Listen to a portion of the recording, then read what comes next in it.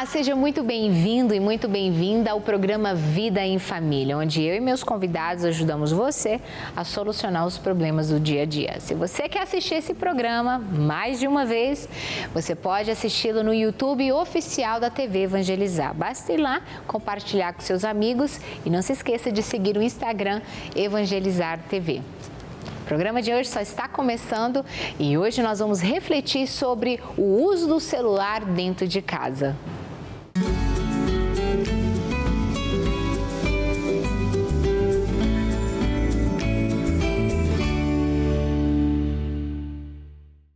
Qual é a medida para o uso do celular? Muitas esposas têm me escrito se queixando dos maridos que não largam o celular. Estão ali em casa, chegam no trabalho, celular na mão.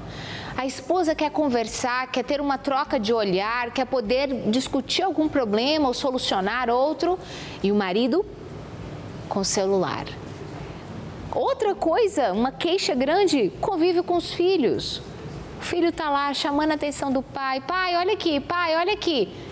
Pai, vem brincar, pai, espera só um pouquinho, tô terminando. E o celular. E o que tem acontecido é que o celular, que é uma grande potência, que ajuda muitas famílias no trabalho, profissionalmente, até mesmo de relacionamento, de você se conectar, você poder estar ali em contato com outra pessoa que está longe de você, que você tem tanto apreço, está se tornando ali um problema na vida familiar. Pesquisas nos Estados Unidos já demonstram que muitos relacionamentos estão chegando ao fim por causa do mau uso do celular. E o seu marido, como ele tem usado o celular dele? Você já se cansou, já não sabe mais o que fazer. Fernanda, não sei, já falei, já pedi, já brigamos, já discutimos. Pois o meu convidado, o Dr. Rafael Brodbeck, vai te ajudar a solucionar esse problema. Não esqueça, esse programa vai te ajudar a resolver os problemas da sua vida familiar. E para falar sobre a questão do pai, do homem que está ali com os filhos, que precisa estar atento às necessidades, inclusive na educação das crianças, né? O pai é aquele que é o provedor, que precisa pensar no investimento, no melhor para os seus filhos. Eu quero convidar você a inscrever o seu filho de 3 a 12 anos no meu curso de inglês. É o método Meu Filho Bilíngue, onde ali você vai receber de imediato o material didático, que são 3 apostilas no ano letivo de 2023, mais as aulas gravadas com edição lúdica, tudo isso para o seu filho aprender inglês. Eu desenvolvi um curso em que seu filho vai aprender inglês comigo, de verdade. São mais de 100 aulas gravadas, onde ele vai aprender inglês com uma criança americana. Além disso, seu filho terá acesso a um material inédito no Brasil, através das apostilas English Book Kids. No método Meu Filho Bilíngue, seu filho vai aprender inglês de verdade, as cores, traçados, alfabeto, vocabulário de inglês nativo. Entre agora no Instagram O Meu Filho Bilíngue e adquira assinatura anual. Você pode parcelar o curso em 12 vezes no cartão de crédito. Se seu filho tem entre 3 a 12 anos, invista nele. Essa é a melhor idade para aprender inglês. Inglês é o idioma universal e pode garantir grandes oportunidades para o seu filho. Não desperdice essa chance. Adquira já o método Meu Filho Bilíngue, entre no link do meu Instagram, Meu Filho Bilíngue, e garanta essa oportunidade. Inclusive, as aulas serão gravadas com edição lúdica, imagens e cores para ajudar o seu filho a assimilar tudo que eu estou falando na aula 100% em inglês. É a sua chance, não perca, estou esperando por você. E você sabia que o inglês, por ser a língua universal, ela é usada, por exemplo, lá em Israel, na Terra Santa? E que tal você peregrinar comigo, com a minha família, para a Terra Santa em setembro de 2023. Esse é meu convite para você. Vamos conhecer Galileia, começando nossa peregrinação pelo Monte Tabor, a Basílica da Anunciação, onde o anjo anunciou a Nossa Senhora. Vamos a Caná da Galileia, onde foi feito o primeiro milagre de Jesus. Conheceremos a região do Mar da Galileia, Cafarnaum, e renovaremos as promessas do batismo no Rio Jordão. Em Nazaré, vamos rumo a Jericó e tomaremos banho no Mar Morto. Já em Belém, visitaremos a Basílica da Natividade, local onde Jesus nasceu. Conheceremos o Monte das Oliveiras, o Muro das Lamentações e depois daremos início à Via Sacra até a Basílica do Santo Sepulcro, onde foi colocado a cruz de Jesus. Peregrinar é fazer uma imersão na fé católica. Peregrinar também é evangelizar. E evangelizar é preciso. Peregrina Brasil, realizar o seu sonho é a nossa missão. Antes de chamar o meu convidado, nós vamos para um breve intervalo e nós voltamos já já para falar sobre como o celular pode ser um problema dentro da vida familiar. A TV Evangelizar também está no Twitter. Segue a gente por lá. Estamos de volta aqui no Vida em Família. Que alegria para mim receber o meu amigo, Dr. Rafael Brodbeck. Ele que é delegado de polícia no Rio Grande do Sul, ou seja, gaúcho, autor de diversos livros jurídicos, teológicos e professor, pai de 5 filhos, casado há 15 anos com a Aline Brodbeck. E é ele quem vai te ensinar a largar o celular de uma vez. Seja bem-vindo, Rafael. Muito obrigado, Fernanda. É um prazer estar aqui com vocês. Rafael, o celular hoje tem sido uma grande queixa das esposas. No meu Instagram, meu Deus do céu, já não sabem mais o que fazer. Foi por isso que eu pensei nesse programa. Aqui, gente, não é para endemonizar o celular, pelo contrário, nós precisamos muitas vezes dele como um meio de trabalho mesmo, né? Quantos homens, maridos que tiram o sustento do lar através do uso do celular. Mas para começar, Rafael, para aqueles esposos, maridos que ao invés de estar ali olhando nos olhos da esposa, interagindo com os filhos, ali no momento que às vezes é curto depois do trabalho, ele fica fixado com o celular, como que um vício mesmo, né? Qual o primeiro despertar de consciência, porque ele não se enxerga como viciado, ele acha mais implicância da esposa do que um vício. Como que você orienta o despertar da consciência para esse problema? Olha, por mais avançado que seja um celular, eu ainda prefiro olhar para minha esposa do que para ele, né? E ficar com a minha esposa do que com o celular. Mas a gente entende que isso é um problema. Eu não seria uma pessoa técnica para diagnosticar, para falar sobre isso, para escrever sobre isso, né, sobre como se livrar no sentido médico, no sentido psicológico, mas a gente vê na prática uma dependência, né?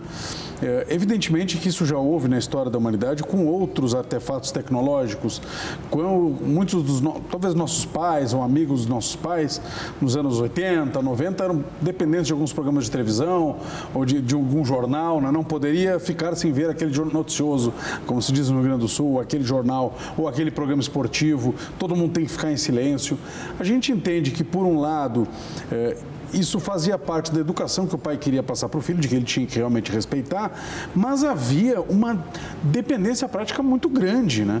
E isso só foi passando para o celular. Claro, existem determinados critérios e detalhes no uso do celular que faz com que o vício seja mais forte. Nós vemos as pessoas, muitos maridos, e mulheres também, mas as queixas são mais das mulheres, porque a mulher é muito prática em muitos sentidos. Ela pode até gostar de celular, mas às vezes a vida não deixa. Ela tem que cuidar do filho, ela tem que preparar comida, se ela tem empregado em casa, tem que dar ordens para o empregado, ou tem que supervisionar o serviço da casa. Então ela não consegue muitas vezes ter esse vício, digamos assim.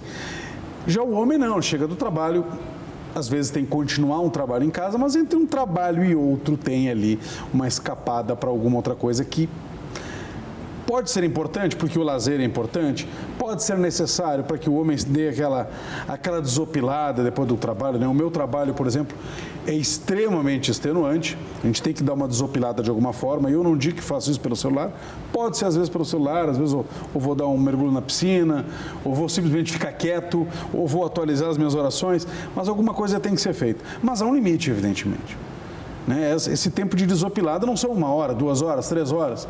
Não, mas eu estou trabalhando tanto, e se estivesse trabalhando no seu local de trabalho, estaria trabalhando de verdade? Ou estaria lá no local de trabalho também independente do celular? O que se mostra que talvez não seja, como a gente brincou no início, né, de eu prefiro estar com a minha esposa, talvez não seja algo muito claro para ele, que ele queira trocar a esposa. Evidentemente que não.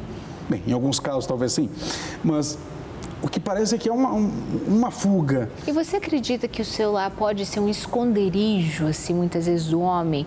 Ele que está ali tendo aqueles conflitos próprios da família, é uma criança que chora aqui, é a mulher que reclama dali, e ali é um lugar em que ele se esconde e sai da realidade. O homem tem aquela necessidade de estar dentro de uma caixinha, né? E talvez essa caixinha hoje seja o próprio celular. Só que nós não podemos fugir da realidade. Nós podemos, talvez, em algum momento do dia, pedir um certo descanso, uma troca, né? Vai a esposa focar nisso aqui, depois eu volto, aquela troca que é própria de um casal. Mas fugir da realidade, negar a realidade tal qual ela se apresenta, não vai solucionar problema nenhum. Ao contrário, isso vai aumentar o problema. A cura para os problemas da realidade é justamente a instalação na própria realidade para que eu possa mudar a realidade se ela tem que ser mudada.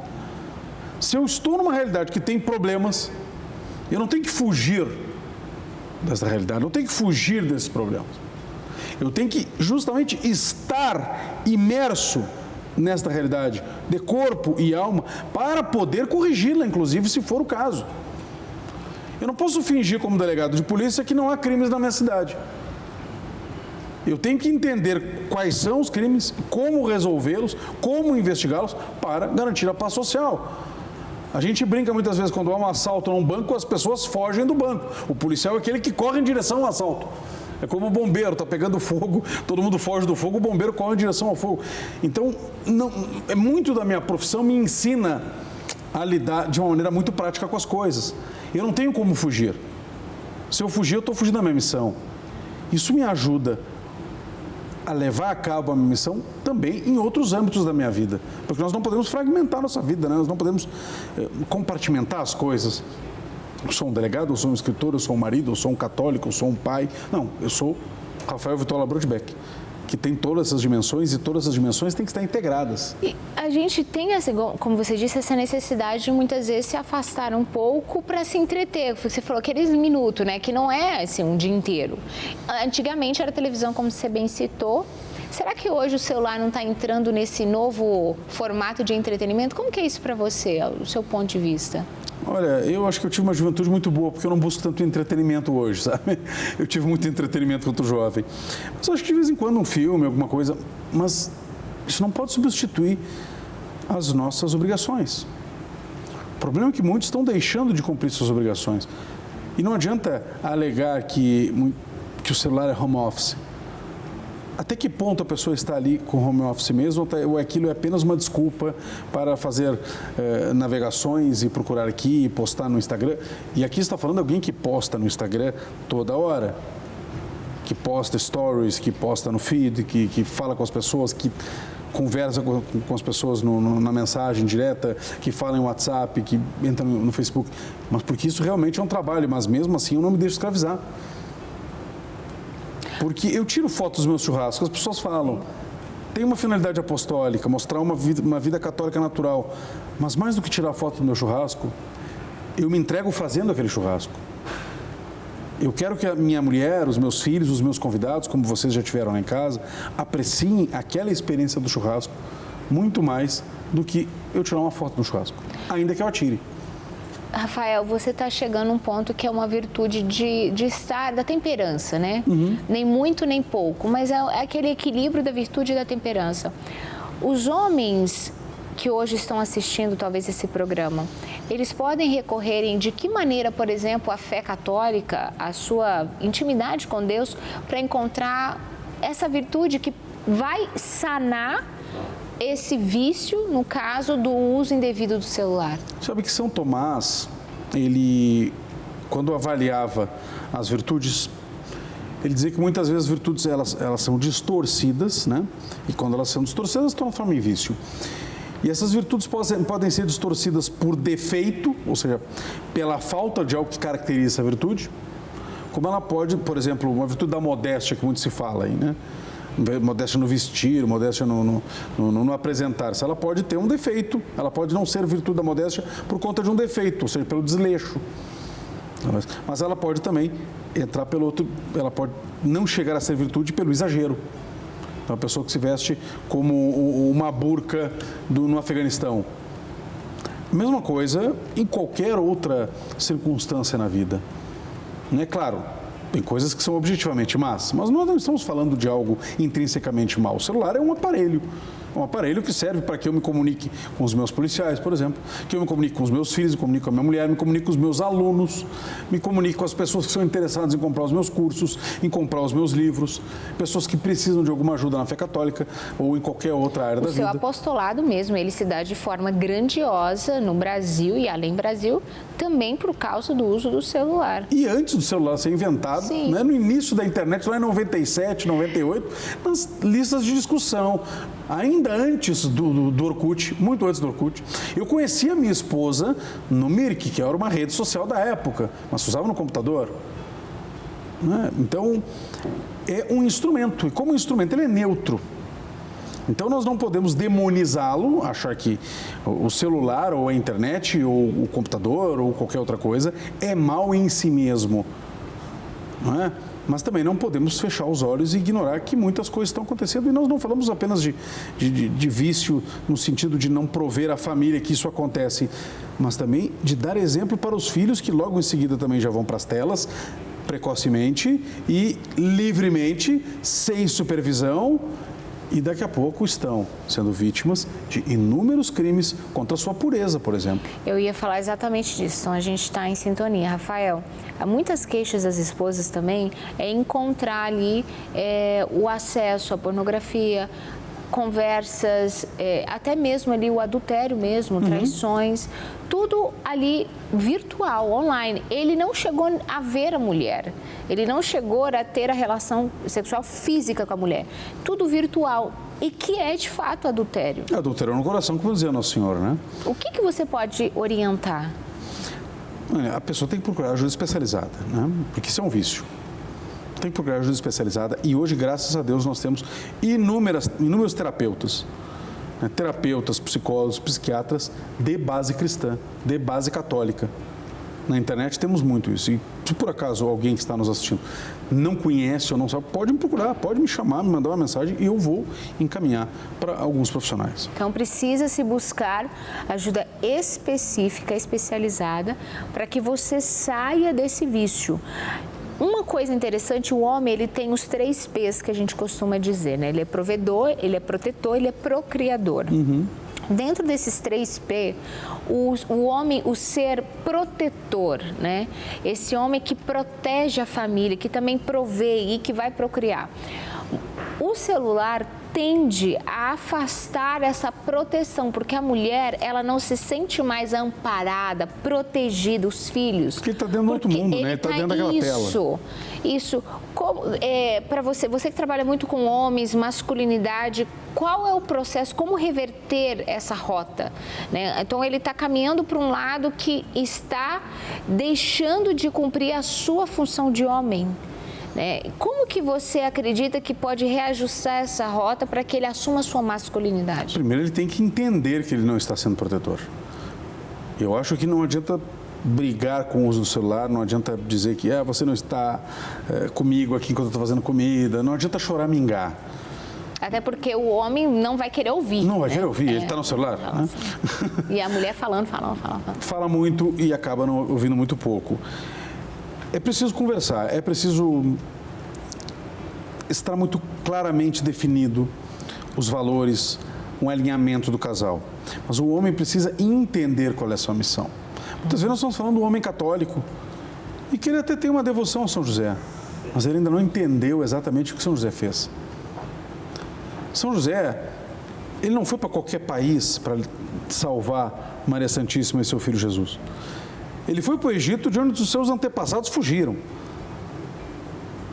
Falar em Egito para um judeu justo como José e falar que se deveria ir para lá era uma ofensa muito grande.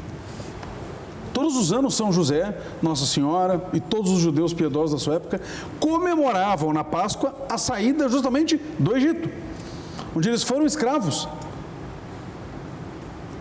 Comemorava a Páscoa, a libertação, lembravam de Moisés, dos 10 mandamentos dados justamente após a fuga do Egito, a abertura do Mar Vermelho. Os sacrifícios no templo eram todos feitos com base nessa lembrança que é fundante do povo de Israel e antecipatória da vida do Messias. E ali eles estavam com o Messias diante deles. E, no entanto, é para esse Egito, onde eles têm uma memória de que eles fugiram, que é o grande inimigo, que ele vai. Ou seja, José tem a consciência do que ele tem que fazer, independentemente dos seus sentimentos, da sua memória, do seu histórico, do que ele pensa, do que os outros vão pensar. Ele sabe o que tem que ser feito e faz. Este homem que não está cumprindo o seu papel, seja por um vício no celular, seja por qualquer outra coisa, por colocar o seu trabalho acima de tudo, por ter uma excessiva familiaridade com outras mulheres, às vezes do trabalho, né, que confunde um pouco um cavalheirismo com uma familiaridade que não deveria ter. Este homem precisa entender, se ele é católico, o que São José fez e imitar São José.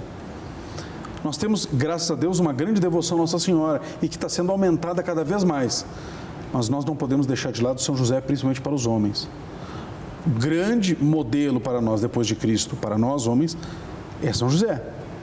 E o que ele fez, o que ele esteve disposto a fazer, é o que nós devemos estar dispostos também a fazer para defender, para proteger, para prover a nossa família. Fantástico. Quais estratégias que você usa quando você chega em casa do trabalho, você precisa atualizar suas redes, suas mídias? O Rafael tem um trabalho apostolado ali no Instagram dele bem assíduo. Como que você faz estrategicamente ali junto na dinâmica da família com a Aline e as crianças para que você consiga cumprir a sua missão ali no celular, cumprir a sua missão ali de esposo e cumprir a sua missão ali de pai? Dê essas dicas, essas sugestões. Vai depender muito do dia, do que eu fiz durante o dia, do que é o assunto de uma caixinha num story, por exemplo, ou da necessidade, ou do como estão as crianças. Então, não tem muito uma rotina definida nisso, né? Eu sei que eu tenho algumas horas que eu tenho que postar. Então, eu vou fazer mais tarde, ou de noite, ou então no intervalo do trabalho, na hora que eu estou tomando um cafezinho, alguma coisa, vou tentar fazer alguma coisa também. Mas, quando eu chego em casa, eu não chego em casa pensando nisso. Eu chego em casa pensando em abraçar minha mulher e os meus filhos. Às vezes chego mais cedo, às vezes chego mais tarde, às vezes eu chego de um dia tranquilo, às vezes eu chego de um tiroteio. E o que eu quero é abraçar minha mulher e os meus filhos. Se é inverno, já quero me reunir na volta da lareira com as crianças. A gente já vai encaminhar os banhos cedo, porque escurece mais cedo. Vamos fazer uma janta, eu e a minha esposa. Se é calor, nós vamos jogar futebol, vamos jogar alguma outra coisa com bola, jogar vôlei, ir para a piscina, vamos correr, vamos andar de bicicleta, vamos preparar um churrasco, vamos pegar o carro e vamos para a fazenda. No inverno também, muitas vezes. Eu quero estar com eles. E claro, eles já mataram a saudade do pai, minha mulher já matou a saudade do marido, eu dela, eu dos meus filhos também. As coisas estão andando. Daqui a pouco até uma coisa que a gente está junto ali é um motivo de registrar para a internet. Como parte do trabalho, não para exibir uma família, mas para mostrar uma família normal. Porque é isso que nós queremos. Nós queremos que sejam católicos normais, nós não queremos esquisitos. Nós não queremos esquisitices. Nós não queremos caricaturas de católicos. Nós queremos católicos normais. Normais, que tenham vida de oração, que tenham vida de sacramentos, que obedeçam a Deus, que busquem a santidade e vivam na sua realidade. Amem suas esposas, tomem sua cerveja, saiam com seus amigos, normalmente. E encontrem-se todos no céu depois. Fantástico. Quero agradecer imensamente a sua contribuição aqui no programa. Trouxe nortes, ajudou, eu tenho certeza que até se despertar para uma devoção a São José, recorrer a ele e pedir ajuda nesse desequilíbrio. Talvez as esposas que estão acompanhando, né? Ao invés de você ficar falando e já falou, ele não está enxergando, peça a São José essa ajuda espiritual para que ele encontre, né, em si mesmo esse ponto aí que precisa ser ajustado. Quero agradecer, Rafael. Você pode deixar suas considerações? Qual a mensagem que você deixa para os maridos, né, que hoje precisam voltar ao lar, né? Mas é uma volta não física, porque estão distantes em outros países, mas é uma volta porque o virtual está os tirando. É a volta dos que não foram, né? Eles não foram. Literalmente. Exatamente. Então, honrem seus votos. Honrem seus votos matrimoniais. Receber os filhos que Deus mandou e educá-los na fé católica. E diante das suas esposas, renovar aqueles votos que foram feitos ante Cristo, que é amar, respeitar, na alegria e na tristeza, na saúde e na doença, por todos os dias da nossa vida. Então, honrem esses votos na prática, não apenas com a boca, não apenas com a língua, mas na prática, com profundo amor. Ontem alguém me perguntava numa caixinha como fazer as coisas por amor e não por obrigação. E eu disse, e desde quando fazer as coisas por obrigação não é manifestação de amor? Então não fujam da obrigação, a obrigação é amor. Sacrifício é amor, entrega é amor. Isso são amores, não é simplesmente a boca falando. Não é um coração quentinho. É prática e a doação. Obrigada. Muito obrigada, doutor Rafael. Quero agradecer você pela sua audiência. Chegamos no final do nosso programa e eu estarei aqui esperando você no nosso próximo encontro.